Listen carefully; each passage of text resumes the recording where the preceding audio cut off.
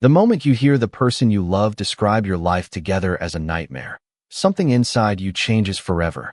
I didn't know that sentence would end my marriage. I didn't know it would become the line dividing my life into a before and an after. But standing outside that private dining room on a cool Friday night in Dallas, Texas, listening through a door that wasn't completely closed, I heard every word. My name is Ethan Walker. I'm 42 years old. For most of my adult life, I believed that love was built the same way a house was built. One careful choice at a time. One sacrifice at a time. One promise kept after another. For 15 years, I thought Rebecca and I were building something that would last. Looking back, I was the only one still carrying the lumber. The restaurant sat on the 23rd floor of a downtown hotel, all polished glass, soft jazz, and city lights stretching for miles beyond the windows. Rebecca had told me it was a girls' night. Just dinner with friends. She smiled when she left the house, kissed me on the cheek, and said she'd be home before midnight. Nothing about her voice sounded unusual. Nothing warned me that an hour later, I'd be standing frozen in a hallway holding a small gift bag with the bracelet I'd bought for her earlier that afternoon.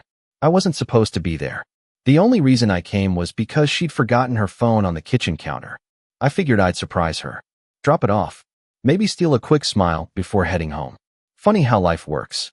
Sometimes the worst discoveries happen because you're trying to do something kind. I had just reached the private room when I heard laughter. Not unusual laughter. The kind that comes from people who feel completely comfortable, completely safe. Then I heard Rebecca's voice. Clear, relaxed, amused. Honestly, she said, and the room grew quiet around her.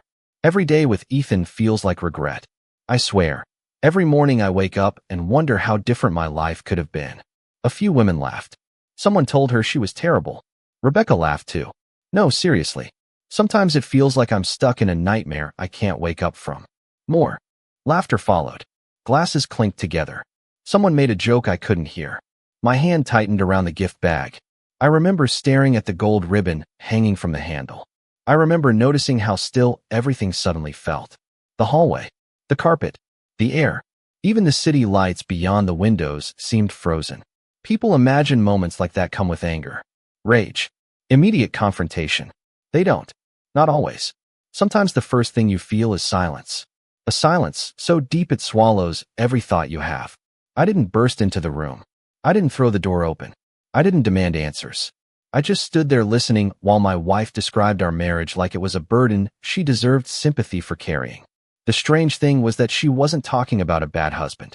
She wasn't describing abuse. She wasn't describing betrayal. She was describing me. The man who paid the mortgage every month.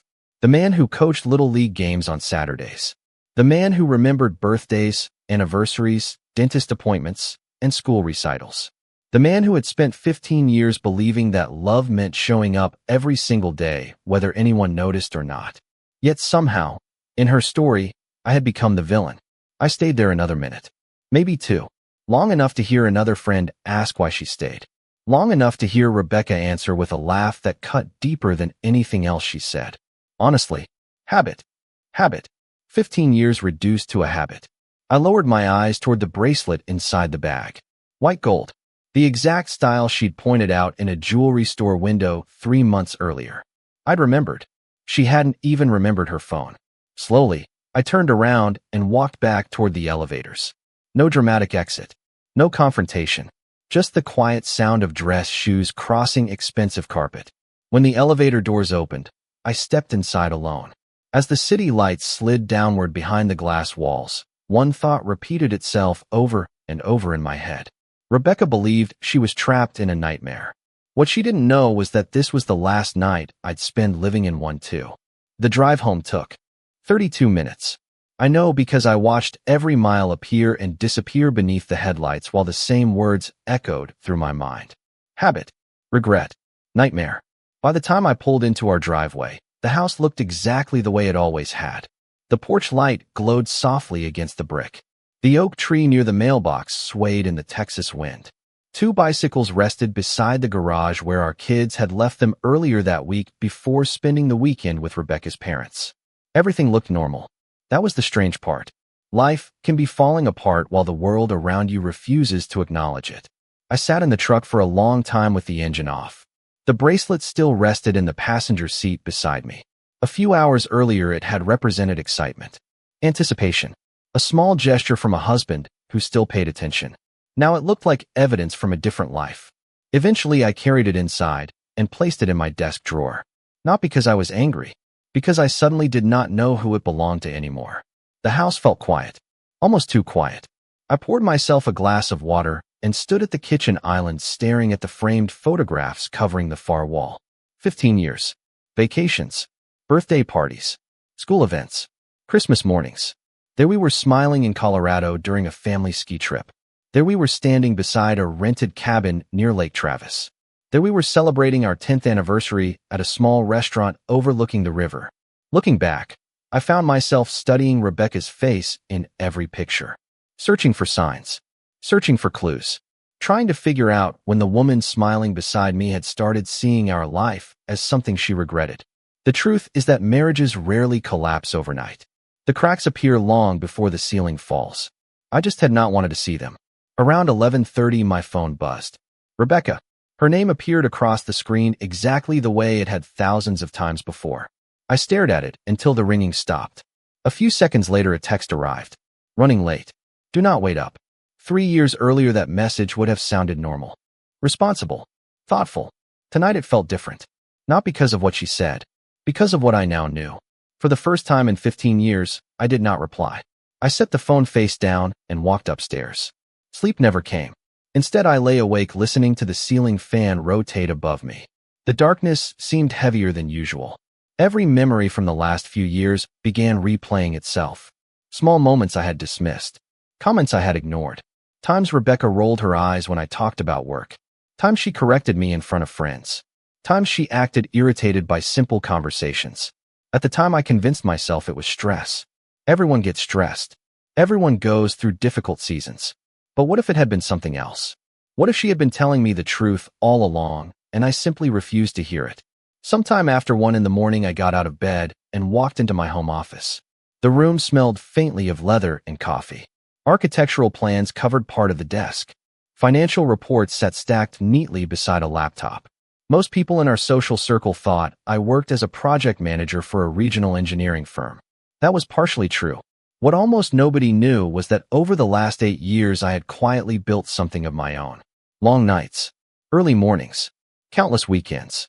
While everyone assumed I was working overtime, I had been building a specialized infrastructure consulting company from the ground up. Slowly, carefully, patiently. Rebecca knew the business existed. She just never cared enough to ask questions about it. That realization hurt more than I expected. A few months earlier, I had received an acquisition offer from a national corporation. The numbers were life-changing. Not billionaire numbers. Not fantasy numbers. Real numbers. Enough to transform our future. Enough to provide opportunities for our children and security for generations. I had planned to tell Rebecca during our upcoming anniversary trip. I spent weeks imagining her reaction. Now I sat alone in a dark office wondering whether any of it mattered. The computer screen illuminated the room as I reviewed documents I had already read. Dozens of times. Revenue projections. Legal agreements.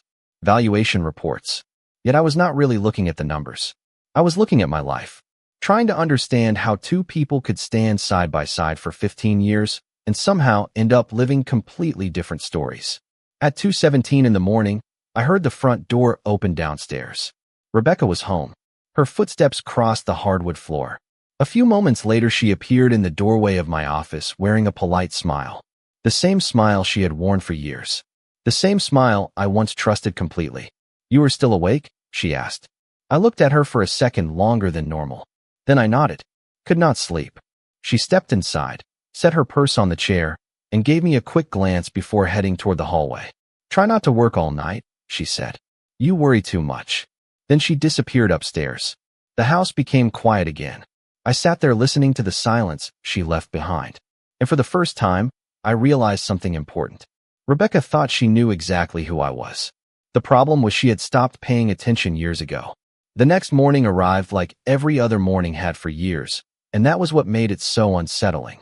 Sunlight spilled across the kitchen floor. The coffee maker hummed. The neighborhood outside slowly came to life as garage doors opened and commuters backed out of driveways. Rebecca stood at the counter scrolling through her phone while sipping coffee from the blue mug I had given her on our 12th anniversary. She looked completely at ease, completely normal. If someone had walked into the room, they would have seen a successful couple sharing breakfast before work. They would have seen routine, stability, comfort. What they would not have seen was the invisible distance stretching between us with every passing minute. "You seem quiet," Rebecca said without looking up from her screen. I poured myself a cup of coffee and shrugged. "Just thinking about work." She nodded immediately, not because she understood my work, because that answer required no further interest. That realization sat heavier than the coffee in my stomach. 15 years together, and she had never really asked what I was building. Not once. She knew I worked long hours. She knew I traveled occasionally. She knew there were meetings, clients, contracts, and deadlines. But the details had never interested her. Looking back, I could not remember a single conversation where she genuinely wanted to understand my world. Meanwhile, I could tell you the names of her coworkers, her favorite clients, her fitness instructor, and even the friend she called whenever she had a difficult day. Love, at least the way I understood it, meant paying attention. Somewhere along the way, Rebecca had stopped. Around 10 that morning, I arrived at my office downtown. The building itself was unremarkable. 3 stories, brick exterior, a modest sign near the entrance. Nothing about it suggested the company operating inside had become one of the fastest-growing infrastructure consulting firms in the region. I preferred it that way. Quiet success attracts fewer problems than loud success. My assistant, Melissa, handed me a folder the moment I walked in. "They called again," she said. I knew exactly who she meant. The acquisition team. For nearly 6 months they had been negotiating. Lawyers, analysts, financial advisors, endless meetings, and mountains of paperwork. The process had finally reached the finish line. Melissa smiled. "They want final confirmation by next week." I thanked her and carried the folder into my office. Through the large windows, I could see downtown Dallas stretching toward the horizon. Construction cranes dotted the skyline. New buildings climbed higher every year. For a moment, I remembered sitting in a tiny rented apartment 8 years earlier, sketching business plans on legal pads after midnight, while Rebecca slept upstairs. Back then there had been no guarantees, no investors, no certainty, just a belief that I could build something meaningful if I was willing to outwork everyone else.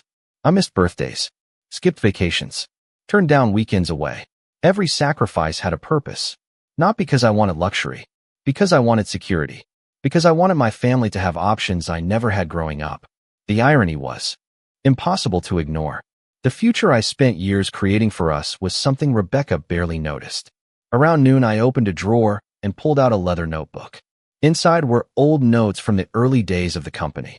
Revenue goals, client targets, expansion plans, scribbled reminders written by a younger version of myself who believed hard work could solve almost anything. As I flipped through the pages, a folded piece of paper slipped onto the desk. I unfolded it carefully. It was a handwritten note from Rebecca. The date at the top was nearly 9 years old. "Proud of you. Keep going. We will make it someday. Love you." I stared at the words longer than I expected. They felt like a message from someone who no longer existed. Someone who had once believed in me. Someone who had once seen value in the journey instead of judging the destination. By late afternoon, the acquisition attorney called. The final valuation was even higher than expected. The numbers filled several pages, but only one mattered. The amount was enough to change every chapter that came after this one. When the call ended, I leaned back in my chair and looked out the window again. For months, I had imagined sharing this news with Rebecca. I pictured excitement, celebration, pride. Instead, all I felt was clarity. Because for the first time, I understood something I had missed for years. Rebecca believed she was married to an ordinary man whose life disappointed her. She had no idea she was standing at the edge of the very future she always claimed she wanted, and she was already preparing to walk away from it. Over the next few days, I stopped looking for explanations and started paying attention instead. It is amazing what you notice once you stop trying to protect an illusion. Before, I had always given Rebecca the benefit of the doubt. Every sharp comment had an excuse. Every dismissive gesture had a reason. Every cold moment was just stress, exhaustion, or bad timing. But now I watch with open eyes. And the picture that emerged was impossible to ignore. Thursday evening, we attended a neighborhood gathering hosted by friends who lived 3 streets away. The kind of event we had attended dozens of times over the years. String lights hung across the backyard. Music drifted softly through outdoor speakers. People stood around patio tables talking about work, kids, travel plans, and rising property taxes. Normal conversations. Ordinary lives. For years I had considered these events proof that everything was fine. That night felt different. I noticed how Rebecca introduced me to a couple she had recently met. "This is Ethan," she said with a polite smile. "He keeps himself busy with engineering projects." The description sounded harmless until I compared it to the introductions happening around us. Everyone else received enthusiasm, accomplishments, respect. When Rebecca talked about her own career, her voice brightened. When she talked about me, it flattened, as if she were describing a piece of furniture that happened to be standing nearby. I smiled and shook hands. No one else noticed, but I did. Later in the evening, a man named Trevor asked how business was going. Before I could answer, Rebecca laughed lightly and said, "Ethan works too much to have hobbies, friends, or a social life." The group chuckled politely. She delivered it like a joke, the kind of comment people forget within seconds. Yet I found myself remembering something important. A few years earlier, I probably would have laughed too. Now I heard the pattern hiding underneath. Every joke carried the same message. Every comment reduced me a little further. Not enough to start an argument, just enough to slowly erase respect. The strange thing was that I no longer felt angry. Anger requires surprise. I was moving beyond surprise. I was entering clarity. When we got home that night, Rebecca headed upstairs while I remained in the kitchen. The digital clock above the oven read 10:47 p.m. The house felt unusually still. I poured a glass of water and sat alone at the island. For the first time, I allowed myself to imagine a future without constantly trying to earn approval from someone who had already decided my value. The thought should have scared me. Instead, it felt peaceful. The following afternoon, another call came from the acquisition team. Final signatures would likely happen within 2 weeks. The transaction would remain confidential until the official announcement. As I listened, I found myself thinking about the anniversary trip Rebecca and I had planned months ago. A luxury resort in Colorado. For days away from work. For days meant to celebrate 15 years of marriage. I had originally intended to reveal everything there. The acquisition. The plan began quietly. That was the part nobody talks about when a marriage starts ending. There is no dramatic soundtrack. No life-changing speech. No moment where the sky darkens and everyone suddenly understands what is happening. Most endings begin in silence. Mine certainly did. Over the following week, I stopped doing something I had been doing for years. I stopped chasing. I stopped being the first person to start every conversation. I stopped asking how her day went when she never asked about mine. I stopped rearranging my schedule to accommodate hers. Not out of spite. Not out of anger. I was simply exhausted from carrying a relationship that only seemed to matter when I was the one holding it together. The change was subtle at first. So subtle that Rebecca barely noticed. Monday evening, she arrived home nearly an hour later than expected. Normally, I would have sent a text asking if everything was okay. This time I did not. She walked through the front door, set her purse down, and glanced toward the kitchen. For a brief second, she looked surprised that I was sitting at the table reviewing documents instead of waiting by the window or checking my phone. "You did not call," she said casually. "I figured you were busy," I answered. She nodded and walked upstairs. That was all. Yet something about her expression lingered in my mind. It was not concern. It was confusion. People rarely notice your presence until it starts disappearing. Tuesday brought another strange moment. We were having dinner when Rebecca spent nearly 15 minutes talking about a disagreement with a colleague. Normally, I would have listened carefully, offered advice, and asked questions. This time I listened politely and returned to my meal. When the story ended, silence settled over the table. Rebecca stared at me. "That is it?" she asked. "What do you mean?" I replied. "You usually have an opinion." I took a sip of water. "Sounds like you handled it." For reasons I could not explain, that answer seemed to bother her. Looking back, I think Rebecca had become accustomed to my attention. Not my value. My attention. There is a difference.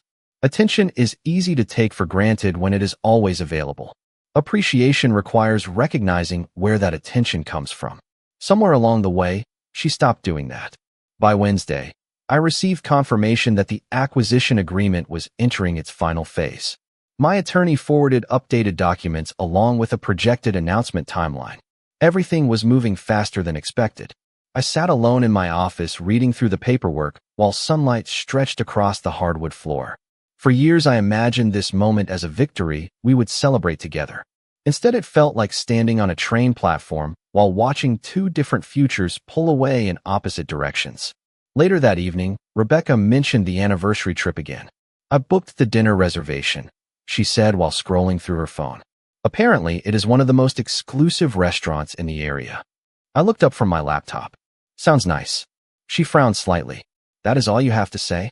I almost laughed. Not because it was funny, because the question revealed so much. For years, she had responded to my accomplishments, concerns, and dreams with the same level of interest I was now giving her. The difference was that she had never noticed until the balance shifted. That night, I lay awake staring at the ceiling while Rebecca slept beside me. The room was dark except for a faint glow coming through the curtains from a streetlight outside. 15 years is a long time to know someone. Long enough to memorize their habits. Long enough to predict their reactions. Long enough to build an entire future around shared assumptions. Yet lying there in the quiet, I realized I no longer recognized the woman sleeping beside me. More importantly, I was beginning to recognize the man I had become around her. Smaller, quieter, constantly seeking approval from someone who rarely offered it. That realization hurt, but it also felt freeing. Because once you see a pattern clearly, you can stop pretending it is not there. Around midnight, my phone vibrated on the nightstand. A message from my attorney. Final approval received. Congratulations. The acquisition would officially close within days. I stared at the screen for several seconds before locking the phone again. Rebecca never stirred. She never knew one of the most important moments of my professional life had just happened 3 feet away from her. As I placed the phone back on the nightstand, a thought crossed my mind that refused to leave. The future I had spent years building was finally arriving. The only question left was whether Rebecca would still be part of it when it did. The anniversary trip arrived on a Thursday morning. Colorado greeted us with clear skies, cool mountain air, and the kind of scenery people describe as breathtaking in travel magazines. Snow still clung to distant peaks while pine trees stretched across the landscape like an endless green ocean. Rebecca seemed happier than she had been in weeks. At least on the surface. She took photographs from the hotel balcony, shared updates with friends, smiled at strangers in the lobby. Watching her move through the resort was like watching someone perform a role they had rehearsed for years. Beautiful, convincing, familiar, and somehow completely disconnected from reality. The resort itself was exactly what she loved. Luxury without being flashy. Private walking trails. Floor-to-ceiling windows. A stone fireplace large enough to dominate the lobby. Months earlier, I had imagined this trip as a celebration. A reward for surviving difficult years together. A chance to finally reveal everything I had built. Now I carried an entirely different plan in the inside pocket of my jacket. Throughout the afternoon, Rebecca talked about future vacations, home renovations, and places she wanted to visit someday. I listened politely. The strange thing was that her words no longer affected me the way they once had. It felt like listening to a radio station, slowly fading out of range. The voice was still there. The connection was not. Late that afternoon, I stepped outside alone and followed a trail overlooking the valley below. The air smelled clean, crisp, honest. The kind of air that makes you realize how long you have been breathing something stale. I found a quiet bench facing the mountains and sat there for nearly an hour. My phone remained silent except for a single message from my attorney confirming that every final document was complete. The acquisition had officially closed. The transaction was finished. Years of work had reached their conclusion. I stared at the message while sunlight reflected across distant snowfields. There should have been excitement, celebration. Instead, I felt calm. For the first time in months, maybe years, everything was becoming clear. That evening we dressed for dinner. Rebecca wore a dark blue dress and the necklace I bought her several birthdays ago. Looking at her, I understood why so many people believed appearances. From the outside, we still looked like a successful couple celebrating 15 years together. The restaurant overlooked the mountains through enormous glass windows. Candlelight reflected across polished silverware. Soft piano music drifted through the room. Servers moved quietly between tables. It was exactly the type of setting where people toasted happy marriages and made plans for the future. Rebecca raised her wine glass and smiled. 15 years, she said. Can you believe it? I looked at her for a moment before answering. No, not really. She laughed softly. That sounds mysterious. The server arrived with appetizers, briefly interrupting the conversation.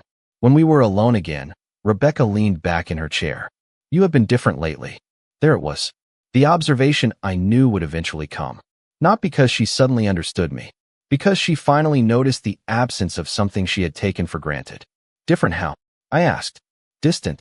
She studied me carefully. You barely talk anymore. You seem distracted all the time. I nodded slowly. Maybe I have just been paying attention. A small crease formed between her eyebrows. What does that mean? For several seconds I said nothing. Outside the window, the mountains stood silent beneath the fading light. Then I reached into my jacket and placed a sealed envelope on the table between us. Rebecca glanced down at it, then back at me. Her smile disappeared. What is that? She asked quietly. I folded my hands together and looked directly at her. Something I should have given you a long time ago. The room suddenly felt very still. Around us, conversations continued. Glasses clinked. Laughter echoed from distant tables. Yet our corner of the restaurant seemed isolated from all of it. Rebecca stared at the envelope without touching it. Ethan, she said carefully. What is inside? I met her eyes. Calm. Steady. Certain. Then I gave the answer that changed everything. The future, I said. Just not the one you were expecting. Rebecca stared at the envelope as if it might disappear if she waited long enough. The candlelight flickered across the white paper while the sounds of the restaurant continued around us. Finally, she reached forward and picked it up. Her fingers hesitated at the seal. You are making me nervous, she said with a strained smile. I remained calm. You should read it. She opened the envelope carefully and pulled out the documents inside. At first, confusion crossed her face. Then disbelief. Then something closer to shock.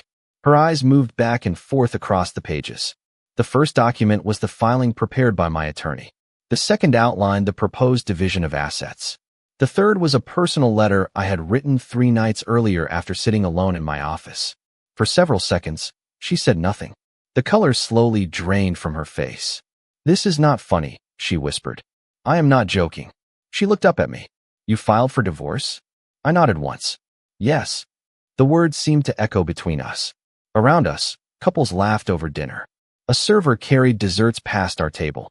Somewhere across the room, someone celebrated a birthday. Yet our world had become completely separate from theirs. Rebecca lowered her eyes back to the papers. Where is this coming from? She asked. I thought we were fine. Looking back, that sentence told me everything.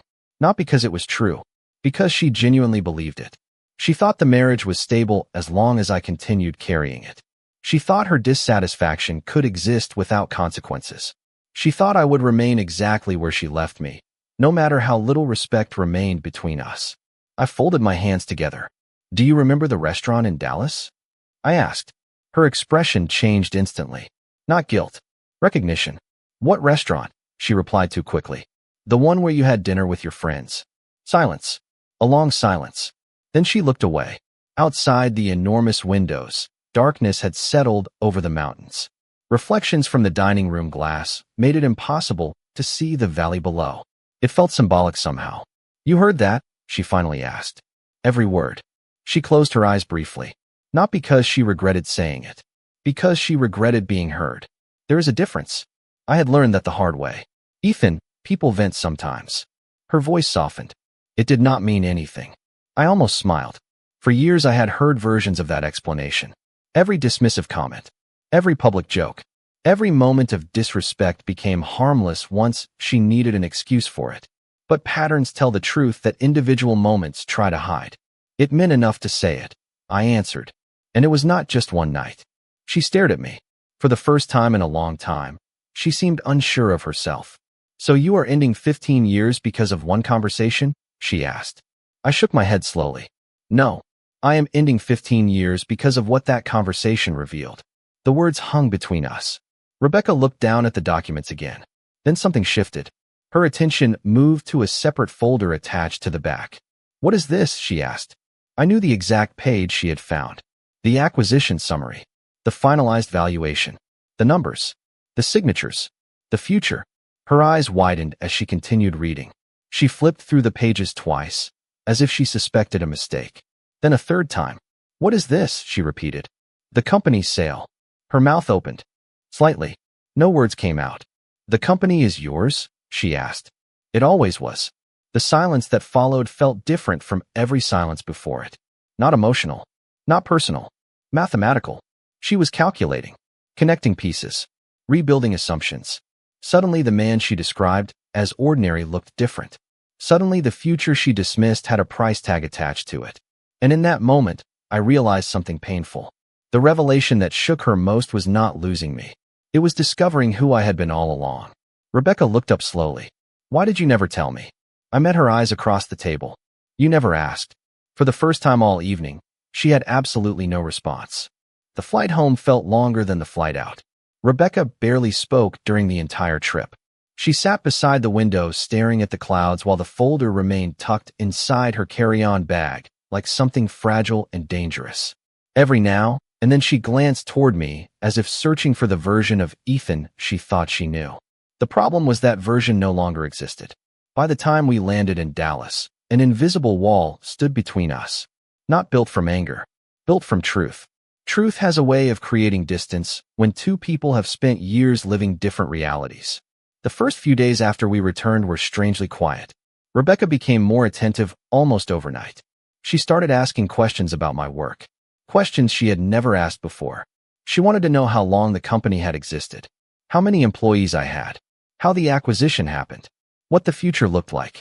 On the surface, it appeared thoughtful, but timing reveals motives.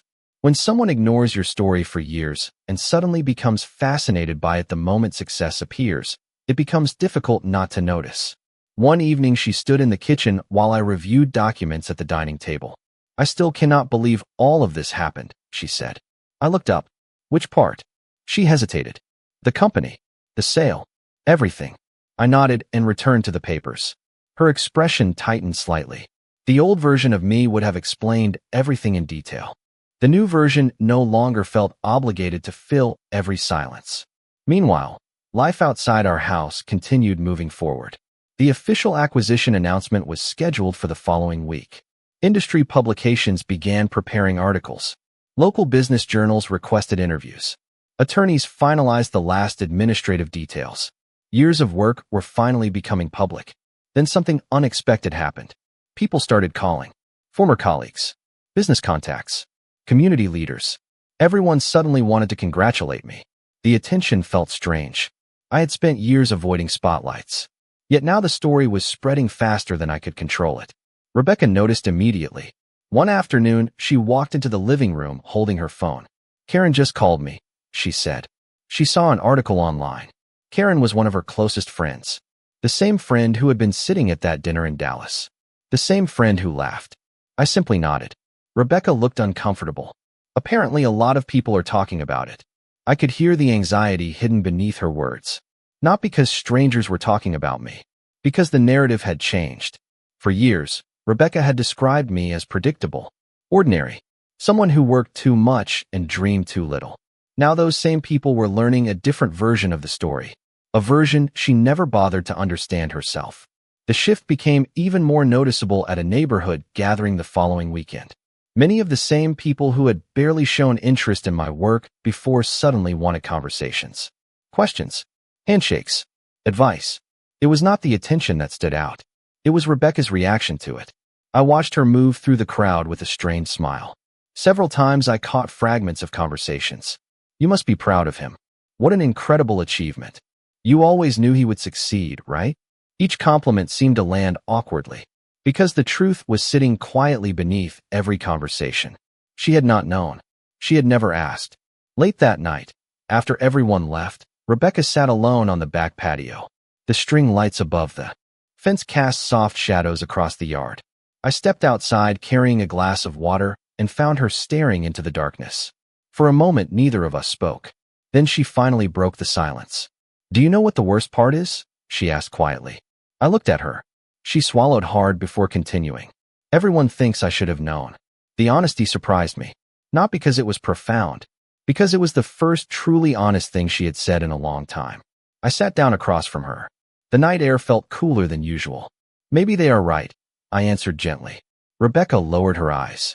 The confidence that once seemed permanent had started cracking. Not because of money. Not because of headlines. Because she was beginning to understand something far more painful. The people around her were not discovering a new version of Ethan. They were discovering the version that had been there all along. The only person who never bothered to see him was her. The divorce process moved forward with far less drama than most people expected. There were meetings, signatures, schedules, and legal details, but the real ending had already happened long before any paperwork was filed. The truth is that marriages do not collapse when documents are signed. They collapse when two people stop seeing each other clearly. By the time the final hearing arrived, Rebecca and I had been living separate lives for months.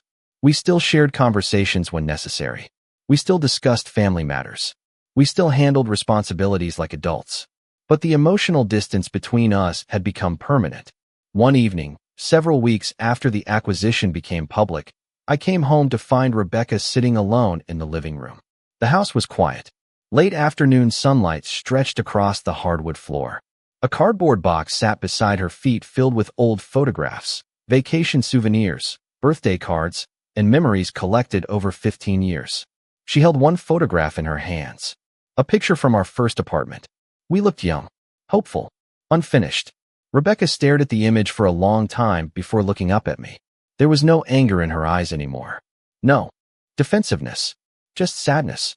The kind that arrives after denial finally leaves. I found these in the attic, she said softly. I nodded and sat down across from her. For several moments, neither of us spoke.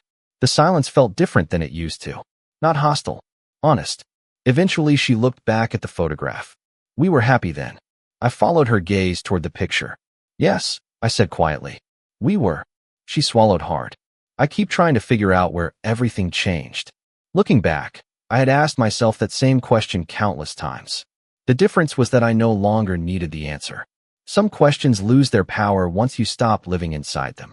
Rebecca lowered the photograph into the box. I spent years thinking I was settling, she admitted. I thought I deserved something bigger, more exciting, more impressive. Her voice cracked slightly. Now I realize I never understood what I already had. The room grew still again.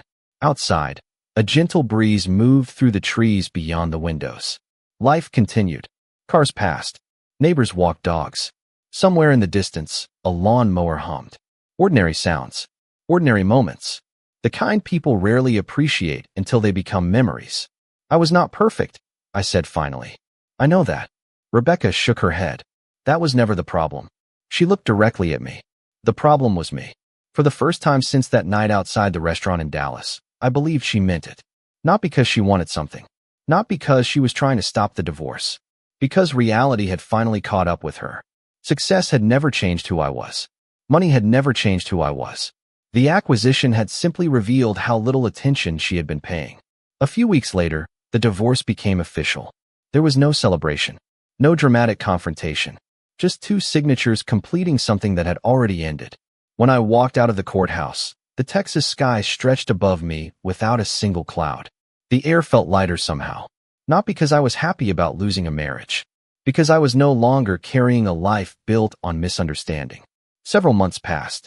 The company transition continued successfully. New opportunities appeared. The future expanded in ways I never expected. Yet the most important change had nothing to do with business. It was peace. Real peace. The kind that comes from no longer trying to convince someone of your worth. One Saturday morning, nearly a year after everything began, I stopped at a small coffee shop near a park. Families walked along the trails. Children played beneath enormous oak trees. The world felt calm. Simple. As I stepped outside with my coffee, I noticed a familiar figure sitting alone at a table across the street. Rebecca. She looked up and saw me. For a moment, neither of us moved. Then she smiled. A small, genuine smile. I walked over and greeted her. We talked for a few minutes about family, work, and life. Nothing complicated. Nothing painful. Eventually, a quiet silence settled between us. Rebecca looked down at her coffee cup before speaking. If I could go back, she said softly, I would do so many things differently.